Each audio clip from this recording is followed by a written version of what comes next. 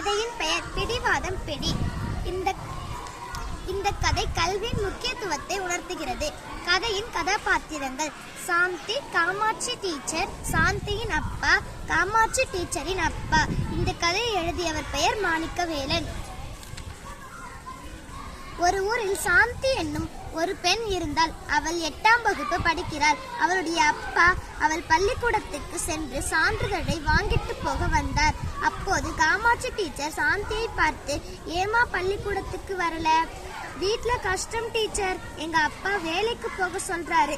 இந்த பள்ளியில் குழந்தைகள் தயங்காமல் பேசுவது காமாட்சி டீச்சரிடம் மட்டும்தான்.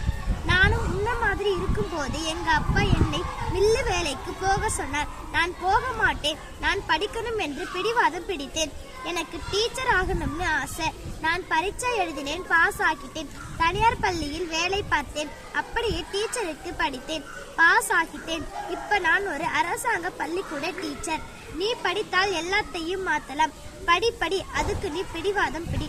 டீச்சர் பேச பேச சாந்தியின் மனம் மாறியது.